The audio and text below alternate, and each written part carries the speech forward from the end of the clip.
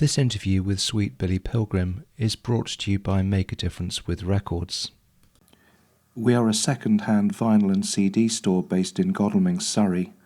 We support the mental health charity Catalyst. This is part 2 of a 2-part audio and video podcast. So I'm Anthony with Make a Difference with Records. Welcome to part 2 of our interview with Tim and Jana from Sweet Billy Pilgrim. So we'll limber up with a few easy questions to start with. The first one is, what was the first album you ever bought?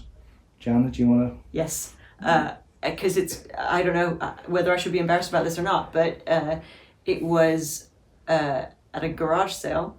It was Highway to Hell by AC/DC when I was 9. And I felt super cool. And I never had you down as a headbanger. Yeah. Teenage years. Yeah. But it was hard. And I remember thinking, I'm going to like this. There's about 3 songs on there that I did really like, but then the rest of it was quite hard work for a 9-year-old to get their head around. Wow. Yeah. And the follow-up question always is, when did you last play it? Oh, actually recently. Oh, you did? I did. I do think about it often because I laugh at myself as a 9-year-old going, oh yeah, this is what I want. Tim, what was yours? I have it here. It's Jeff Wayne's War of the Worlds. Nice. Just remember someone brought it in school for, I think there was someone was going to do a dance thing. I wasn't involved in the dance thing, but I saw the double vinyl and the booklet that comes with it. And it was like, another world opened up the pictures of the tripods and the lyrics. Cool. Well, the gatefold and lyric sheets, that was the excitement of the vinyl stuff, wasn't it? It was, and so I, to be honest, to be absolutely fair, I didn't buy this myself. This was a birthday present or a Christmas present, but it's the first record I ever got. And I am aware of its shortcomings, but I still have a great deal of affection for it. It is amazing. Major influence on you musically? I think possibly. Well, I actually really think that it was influential on the most recent album. In my head, it was. Whoa! That's big. Yeah. Controversial. No one would have believed it last year.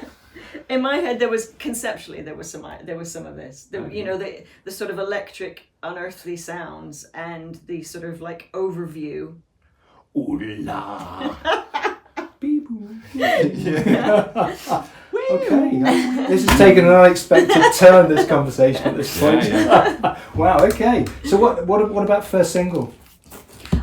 I actually don't remember buying a lot of singles, but I do remember my dad coming back from a trip away and with the Let's Go Crazy with B-side of Take Me With You, and I cherished that. Yeah, my next door neighbour worked at the CBS pressing plant in Aylesbury, and he brought me back a copy of Money, Money, Money by ABBA. Okay. Wow. I still remember it with the orange sleeve. Foreshadowing your commercial success. Oh yeah. Yeah. So I understood irony at a ridiculously young age. There were 2 bands I wanted to be in when I was 11, and one was ABBA and the other one was Human League. Excellent. Well done. Thanks. You failed horribly. Well, the next closest thing, of course. Yeah. All I could do is apologise. It was ABBA, and I absolutely loved that song, and had a little bit of a thing for Frida. Ooh, which is one of my favourite songs ever. After ABBA split up, it was a big hit in the States, but I don't know if it was a hit here. It was a song called "There's Something Going On." Phil Collins. Was Phil Collins on drums? Yeah, he was on drums and he produced the album. I love that song so much, and it takes me right back to being 12. You can tell by the big reverb on the drums on that. So good. So yeah, Frida just got excited. Yeah, it's definitely him. Yeah. Oh wow, cool. Small world musically. So vinyl, I think one of the great things for me about vinyl is that when you bought that record, it was an experience. You took it home, you opened it up, put the record on, looked at the lyrics, looked at the artwork, and were either crushingly disappointed or thinking, wow, this is amazing. So, question for you both is, what's your favourite album cover? This is hard because I think it's hard to know.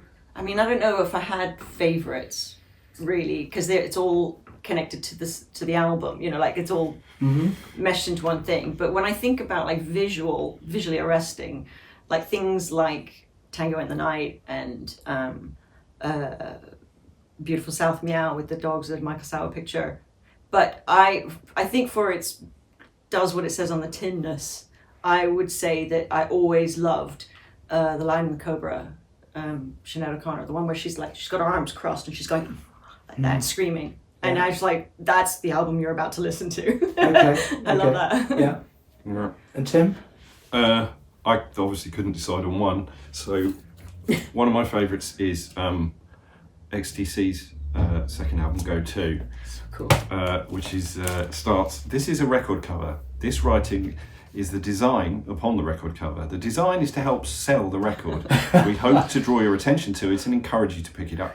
And so it goes on. Sounds like Monty Python almost, doesn't it? It's just brilliant and so English. Yeah. And so I really liked that. The little punk rocker in me was. If you'd have said to me you were going to pick XTC, I'd assumed you'd have picked up Drums and Wires or something. Yeah, I love that. That's great too. And English Settlement with the white horse on the green background. That's beautiful.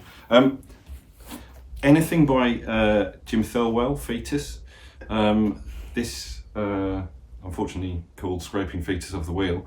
I just love the kind of it's almost like communist propaganda. It's sort of there's something really beautiful about it, and really functional at the same time. So I'm kind of sold on, and also everything he did was kind of in the same vein. So he kind of kept the aesthetic look for everything he did.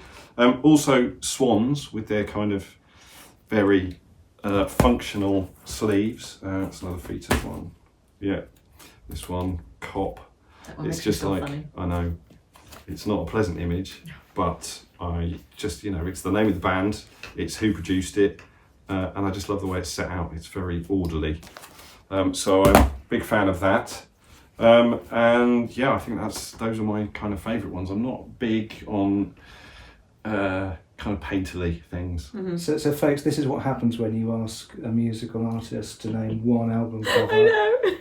And in fact, if any of you have watched Tim's video when he talks about his musical influences on Motorcade Amnesiacs, about 16 albums were mentioned in that.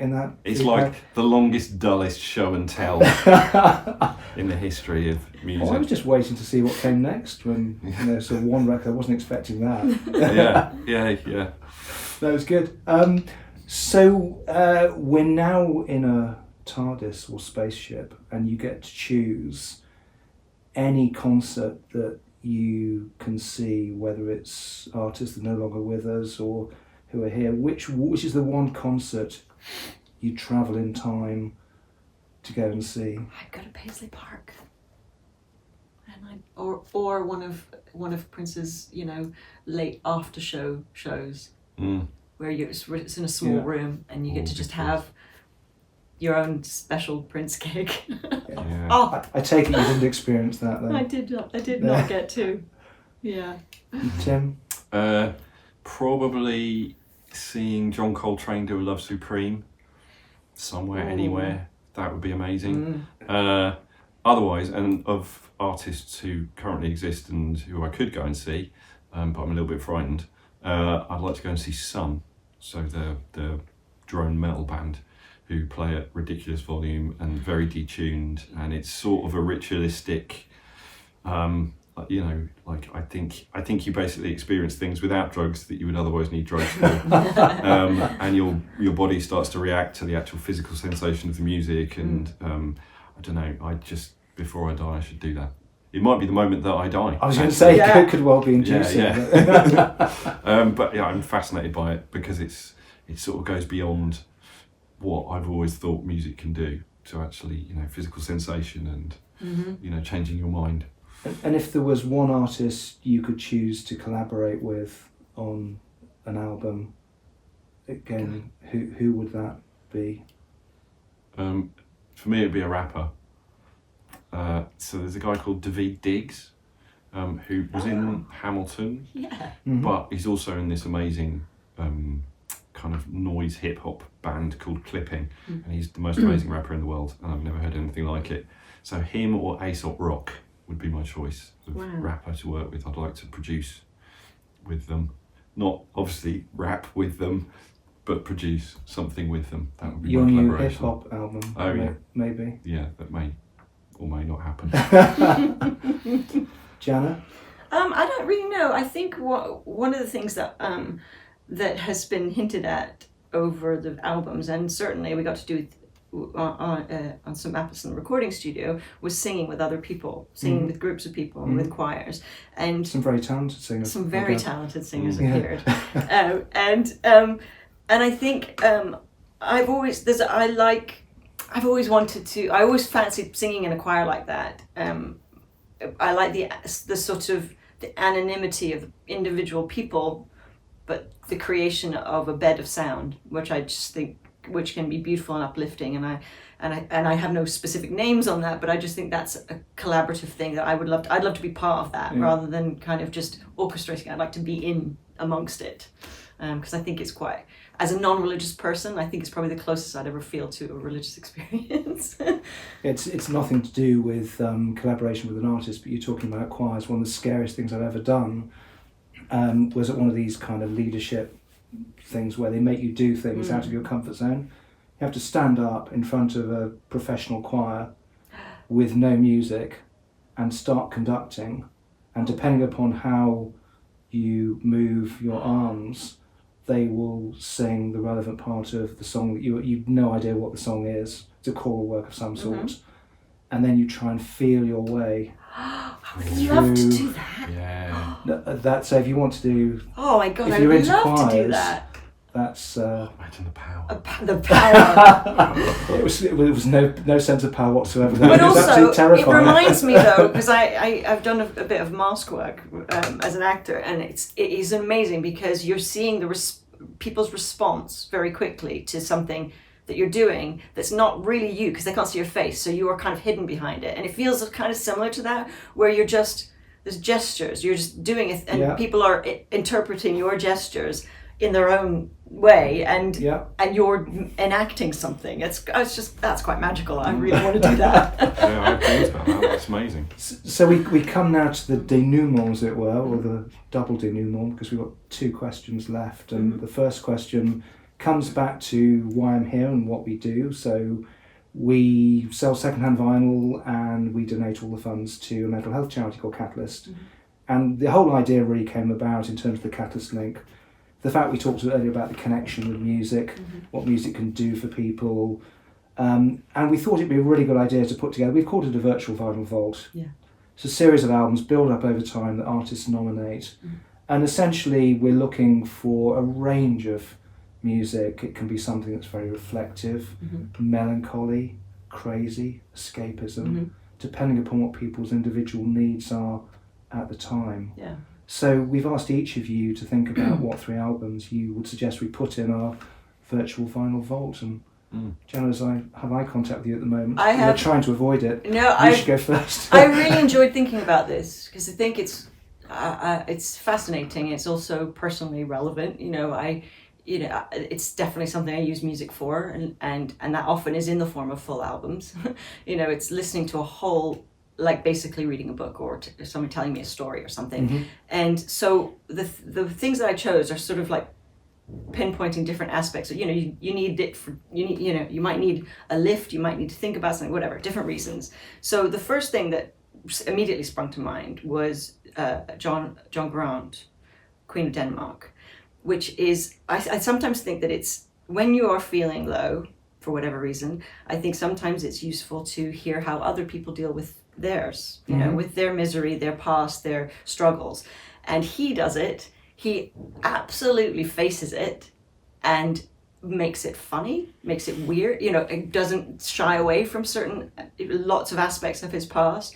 And he has, he's famously has suffered from some, very dark times, and he finds a way to make it funny and beautiful. It makes me feel tearful thinking about it, because I just want to thank him. Every time I listen to the album, I just want to thank him So for putting it out there. Yeah. You know, so that's my first one.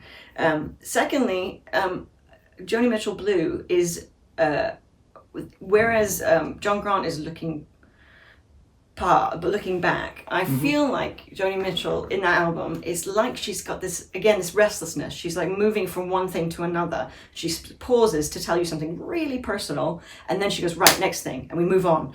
And so she's kind of, I think that's quite an interesting way of looking at how you deal with sometimes a dizzying array of kind of complex feelings that make up either depression or whatever. It's so she's moving you from one thing to the next, and I think for my brain, it's what's the next thing is often the way that I need to think to get past how I'm feeling. And then my fun choice, which was definitely my lockdown album for when I needed some time, is Liz Lawrence, the Avalanche. And she is dealing with, whereas we've got kind of a looking past and a looking ahead, this is very much in the now. It's like coping with the mundaneness of day-to-day stuff. And it's funny, and she occasionally channels a bit of Katie Lang in her voice, and it's one of those ones you put in your ears and you go stomping, and it's brilliant. It's just brilliant, and it makes me really happy. By the end of it, I'm like, yes, I feel better. That's a really thoughtful choice, Jana, collectively. Thank you for that. Thank you. And Tim, that's a tough one to follow. Yeah. So Max Richter's Sleep album, all 8 hours of The it. full length one, then, Yeah. not the abbreviated form sleep or whatever it's called. No, it's not. And it's one you've got to listen to on a streaming platform because no one's going to get up and turn the CDs over. So it's just over lockdown. It basically got me through the first one, and my wife as well. We just put it on when we went to bed and wake up with it. So there's a section of it I don't think I've ever heard consciously, but it's just the most amazing thing. It's exactly what you need when you need it, and it's beautifully rendered, and it has enough detail that if you're struggling, it will divert you, but not so much that you get, tied up in it. It's not just ambient, whale song. There's beauty there too, but not, so much that again you're distracted and drawn into it. It's just perfect. I must admit, I hadn't heard it before you mentioned it, and then obviously I was curious, and I was feeling quite stressed when I was listening to it for the first time.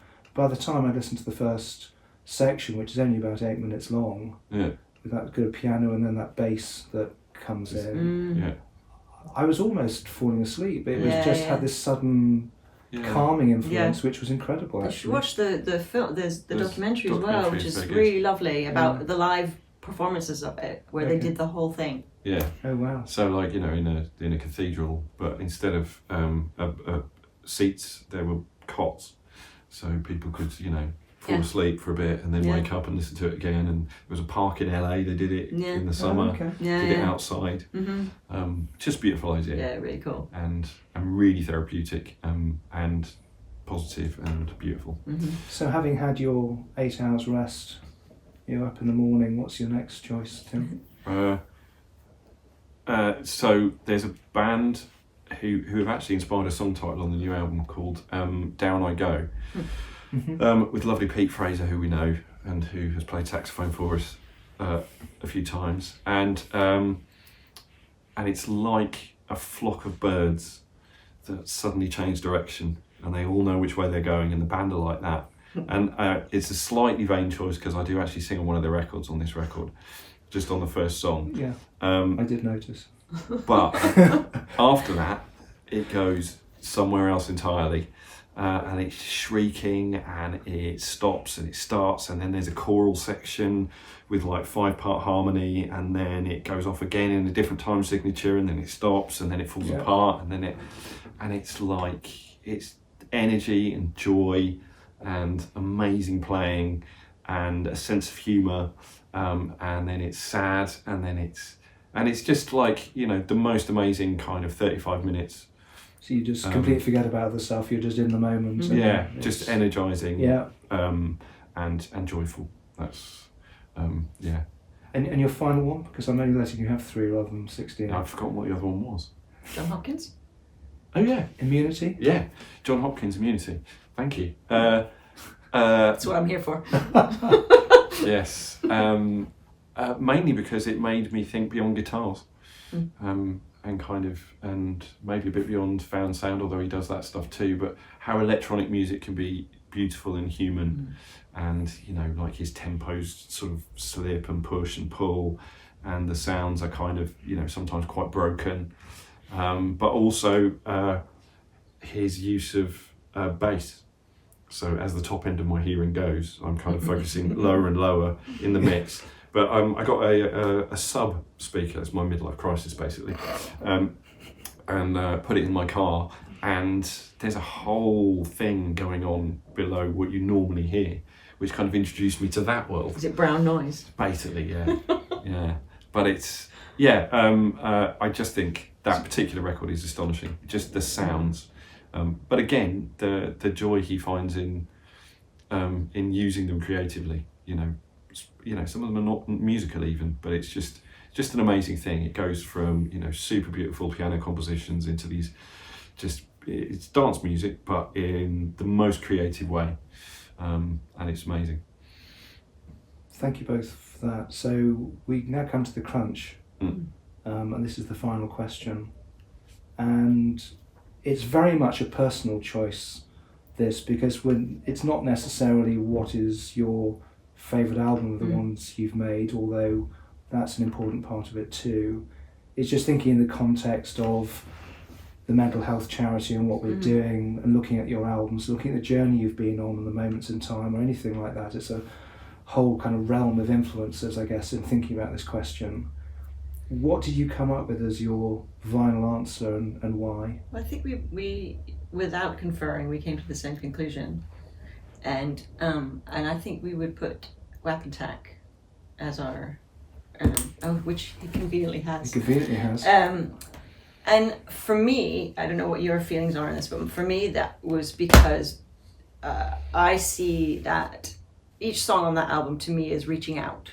I feel like it's reaching out for connection, for communication, to connect with others that might feel the same thing. And it's some of it's tacit, but some of it is more, explicit, I suppose. Yes. So I think that's the whole feeling behind that, because we suddenly found ourselves just two of us going, what are we going to do now? And so I think our feelings about wanting to connect with the world in a, I suppose, more intimate way than we had done on previous albums, came out in what we were doing. So I think that's, for me, that's why it's about connection. Yeah, and we funded it by doing house gigs, as you all know, and the experience of doing that was quite astounding for us. Just in terms of finally realising what connection meant, over and above your ego as an artist, and you're standing in front of someone's television, in a room that's kind of lit like they'd light it of an evening, and suddenly everybody realises, and there's a moment of kind of awkwardness, which we were trying to address early on. But then it always, and I literally mean always, turned out to be amazing. There'd be crying and happy tears and sad tears, and but the whole room got closer over the period of doing it, and that really felt like, it's like, it to me it sounds a little pretentious, but it's like, why we're doing this. Why this is what we're here for. And then taking that experience into bigger places where we were trying to recreate, making those bigger spaces smaller, because we wanted to recreate those intimate settings, which gave us so much and made us feel like we're doing a thing here that feels good. And so it was taking that feeling, that outward feeling, because songs can be very inward, and diaristic and kind of trying to suss stuff out for yourself. This felt like open arms, because those gigs felt like that. So all the songs on there are kind of reaching out, kind of post-Trump, post-Brexit, all the things that sort of threatened to close us off, we were sort of kicking against. So I suppose in a way it's kind of our punkiest record. Wow. Okay, I wasn't expecting you to say that. Not sonically, obviously. On But it's that, quite angry. on that bombshell. Yeah. Thank you both so much for all your time. Oh, thank you. It's Been been a really, pleasure. really interesting talking to you about a whole range of things. And Wish you all the best with Thank the you, new and I- album, Semapolis. I just wanted to say thank you because I think it's really important to talk about this stuff and find new ways of us being able to express it. And I love that that is a thing that we can do now more, and that people of our generation are the kids are all doing it. They're all talking about how they feel, but it's nice that we can too. Thanks both. Thank you. Fast forward a few days, and then I suddenly remembered that I'd not remembered to ask them a question, if that makes sense. It's a basic thing. I have about 7 questions to ask every artist we interview, and invariably I forget one of them. In this case, it was to ask them what their favourite album of all time was by any artist. And here are Tim and Jana's answers. Oh yeah. So this is to answer the final question of That's My Vinyl Answer, which is what is my favourite album of all time, which, to be fair, is actually an easier question than it possibly should be to answer. And it is this, Henryk Gorecki's Third Symphony. So this version is with Dawn Upshaw singing the soprano part and the London Sinfonietta.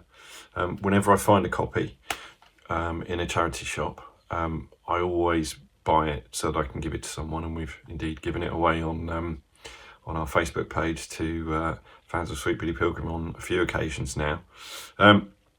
It's just the most stunningly beautiful piece of music ever written. There's a moment, I think, sort of 26 minutes in, that I would regard as musically perfect.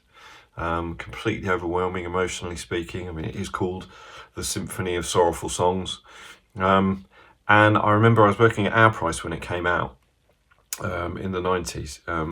And they played it on Classical FM, and it became a hit, surprisingly. Sold millions of copies. Like comparable to a pop hit. I was getting people coming in from all walks of life, so it wasn't just kind of, classical fans. It was... we had mums and dads and dustmen and people from all walks of life coming in and buying copies of it because they'd heard it and were just stunned at how emotional it was. And absolutely, it is. It's almost relentlessly moving and absolutely stunning in every way. So everybody should hear this. Everybody should have this in their life. I saw it performed live at the festival hall, and at the end of the concert, we were all in tears anyway. There was some movement at the back of the hall, and this little old man made his way down slowly, tears streaming down his face, on crutches, made it to the first violinist, threw his arms around them, and it was Gorecki. He was there in the audience watching this performance of his piece. And so he was in tears and we were in tears, and yeah, very moving. But absolutely, I kind of insist actually, if you see a copy, immediately buy it. You will not regret it. You will cry, but that's fine. Okay, this is the hardest question. So choosing just one favorite album seems like an impossible task. So I had to, do some mathematical calculations to kind of narrow it down. I would say, based upon it was my favorite album when I was 18 into my 20s, and then I rediscovered it in my late 30s into my 40s. I'm going to go with Disintegration by The Cure, because it's probably spent the most amount of time as my favorite album. And I found out more recently, I didn't know at the time, that Robert Smith was taking a lot of hallucinogens at the time, which makes a lot of sense now, because it spoke to me in whatever way. What I loved about it was the sort of dreaminess. It was emotional. It was weird, kind of creepy obviously creepy in places. But yeah, so I love that. And I still have, where is it? Prized possession. I listen to this a ton. So it is, yeah. Little cassette Disintegration by The Cure. So that was part 2 of our interview with Sweet Billy Pilgrim. Look out for our other podcasts under That's My Vinyl Answer or on our YouTube channel. Bye for now.